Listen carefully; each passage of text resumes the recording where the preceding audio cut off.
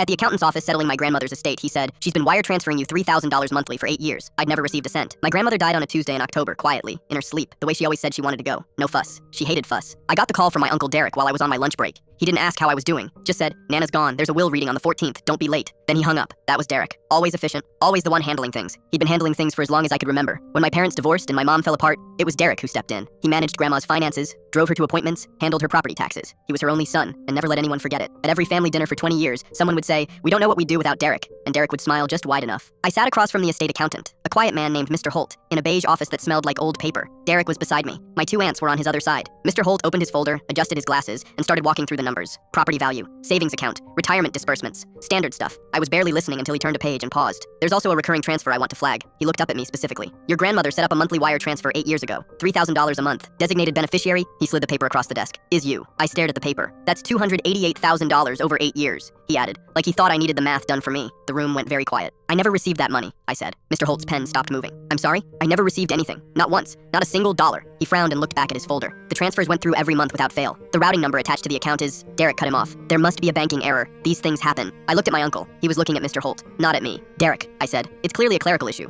We can sort it out after." "Derek, look at me." He didn't. That's when it hit me. The kind of hit that starts at the base of your skull and travels down your spine and makes your hands go cold. I turned back to Mr. Holt. "Can you tell me what bank that routing number belongs to?" He checked. "Eastbridge Community Bank." I'd never had an account at Eastbridge, but I knew who did, because he'd complained about their app being terrible at least a dozen times over the years. "I want to see the full account number," I said. Derek's chair scraped back. "This is getting ridiculous." "Sir," Mr. Holt said firmly, looking at Derek, "I'd ask you to let me finish." He read the last 4 digits aloud. I pulled out my phone and opened my banking app. My account ended in 3847. I read him my last 4 digits. They didn't match. "So, that money," I said slowly, "went into an account with my name on it that I never opened." Mr. Holt removed his glasses. He looked very tired suddenly. "That would constitute fraudulent account creation. That's a federal matter." Derek stood up. "I'm not sitting here for this." "You'll sit down," I said, and something in my voice made him actually do it. I looked at him for a long time. He was staring at the wall to my left, jaw tight, the same expression he wore when he was caught in a lie as a kid, or so my mom had always told me. I never had a reason to notice it before. "She was sending that money because of what happened to Mom," I said. "Wasn't it?" He said nothing. "After the divorce, when Mom got sick and lost the house, Grandma felt guilty she couldn't do more openly because you controlled the money, so she set this up herself, quietly, for me. Still nothing, and you found out, and you redirected it." His jaw moved, but no words came. "For 8 years," I said. "She thought she was helping me. She probably died thinking she'd given me a safety net." One of my aunts started crying softly. I didn't look at her. I called the police from the parking lot. Derek's attorney called me 3 times before I reached my car. I didn't answer. What followed took 11 months. Fraud investigators, bank records subpoenaed, a forensic accountant who found that Derek had forged my signature on the account application 8 years prior, using a copy of an old check I'd written him for concert tickets when I was 19. He pled guilty to wire fraud and elder financial abuse. Sentencing is next month. The estate accountant, Mr. Holt, mailed me a handwritten note after the plea. It said, "Your grandmother adjusted her will 18 months before she died. She left you her house outright. I believe she knew something was wrong. She always hated fuss, but she made sure, one way or another, I'd be okay." I moved into her house in March. I kept her reading chair by the window.